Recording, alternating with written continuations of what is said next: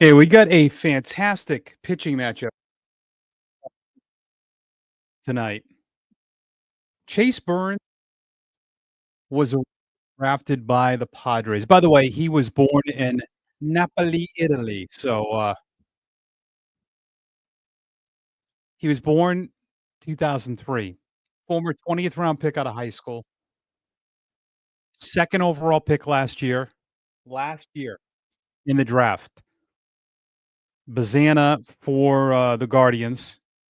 Burns got about a $9.2 million signing bonus. But here's the crazy thing is, and that makes a lot of sense. Here's the crazy thing. He did not pitch last year. He is only making his 15th professional appearance. He has thrown 71 innings as a pro. He began the year in high A Dayton. He made three starts. Double A Chattanooga, he made 8. This guy, I mean, the stuff is off the charts, and he's coming off that game against the Yankees where he struck out the first 5. Gave up 3 runs and a home run, but he's on the bump tonight. He faces Garrett Crochet. So I this has to be somewhere. I'm gonna tweet this.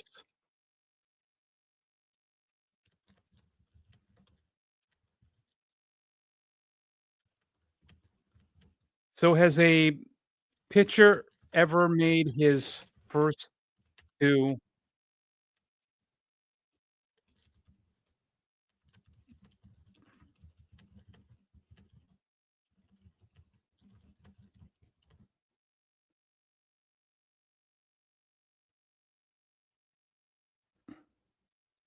So Burns is making his first 2 big league starts against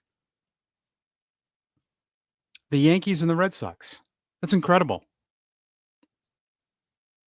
Absolutely incredible. And the 2 will tango, the Sox and Reds at 7:10. The Red Sox, in a stretch of 16 before the break, 13 at home. They're 1 and 2 in that stretch. Crochet, I mean, right now, Schoolboy's pitching out of his mind. Crochet is right behind him. 7 and 4, 2.06 ERA. Get to see Ellie De La Cruz, but of course, Tito Francona's in the house, and Mike Napoli's one of the coaches. There's some good young players in this game with Christian Encarnacion Strand, Roman Anthony, Marcelo Meyer, former Red Sox farmhand Santiago Espinal. That was the Steven Pierce trade, I believe, right? Wasn't that the Steven Pierce trade? That was back in 2018, almost to the day. Spencer Steer in that lineup. Reds have a pretty good lineup. Friedel, McLean, De La Cruz. He's got 18 homers. Hayes, Steer, Stevenson, the catcher, pretty good. Reese Hines in right field, another young player.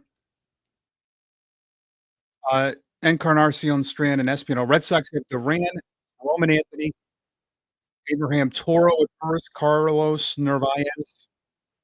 Abreu in right, Story at short, Meyer back in the lineup at third, Henderson at second, and Rafaela at center. Jordan Hicks is active, by the way. Zach Kelly was sent down, even though he's hurt. So I wonder if he'll go on the injured list for the Woo Sox. We'll find out tomorrow. They're off tonight. I'll be there tomorrow. Masataka Yoshida will be on a major league rehab.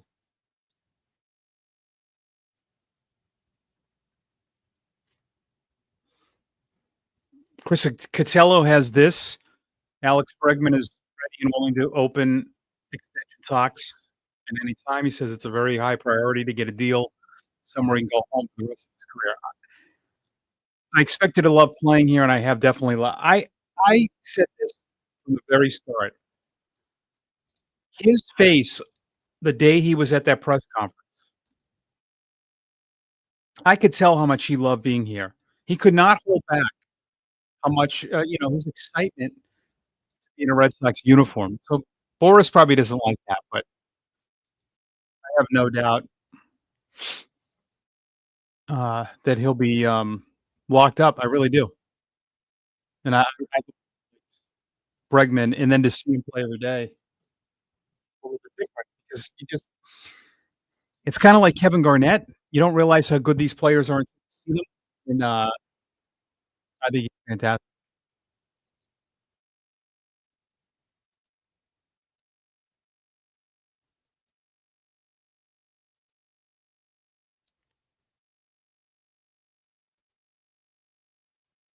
Uh, Jostison Garcia is heading to the, um, Futures game, so that's good news.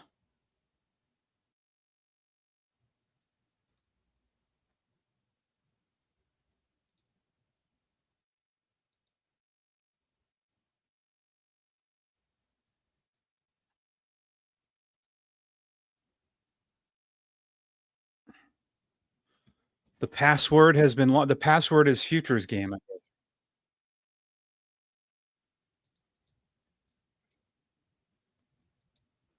Game starts at 7:10 tonight. Looking forward to watching it. Beautiful night for baseball, and, cool to see Francona back. I didn't think he'd be managing this long, but I'm glad he is. I think it's a better baseball's better when Francona's it does remind me, and it does, like, bring up the point of you got to live in the moment,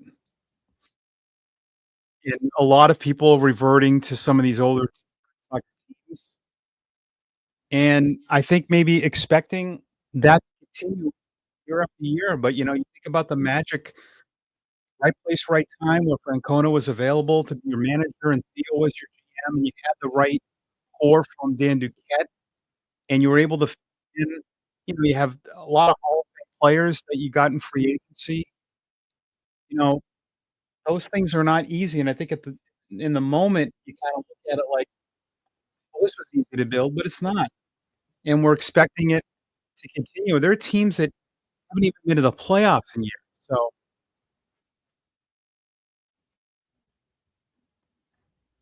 not saying that, that not making excuses for what's going on now, but,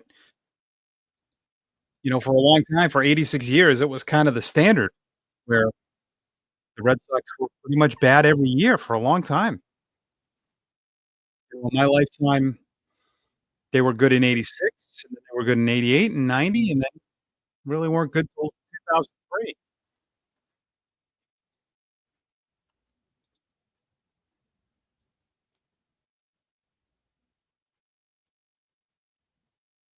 So we'll see what happens.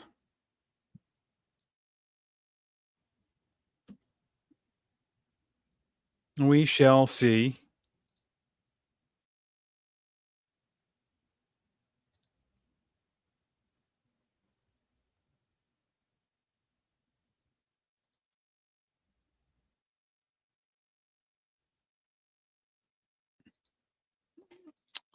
So any more Red Sox news?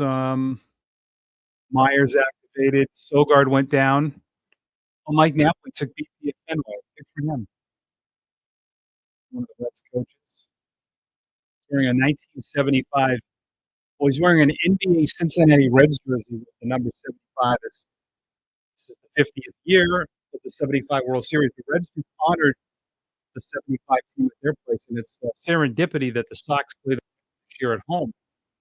They can't fix the schedule for that to happen. It just so happened that,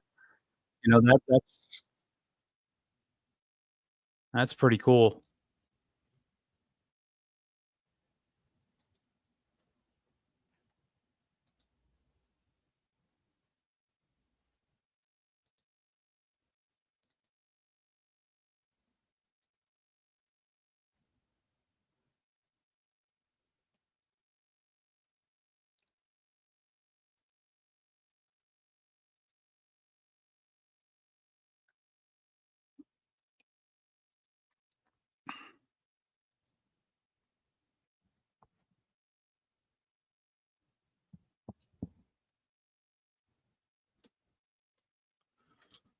All right, we're gonna be on just a couple more minutes, and then, we'll on here because I have Woo baseball, so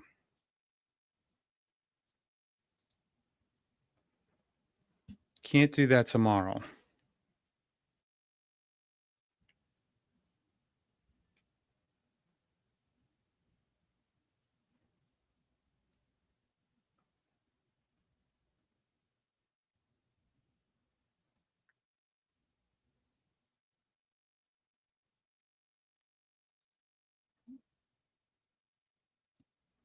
All right, Red Sox will, at 41 and 44, take on the 44 and 40 Cincinnati Reds. The Red Sox are 3 wild card beginning tonight.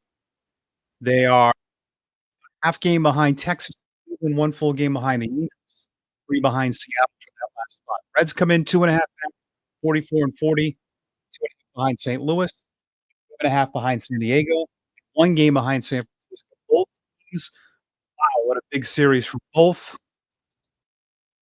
And, if you go to Red Sox now, you can find my podcasts. So it is Garrett Crochet on the bump tonight against Chase Burns. Let's go Red Sox, the start of a 3-game series, and we'll see you later in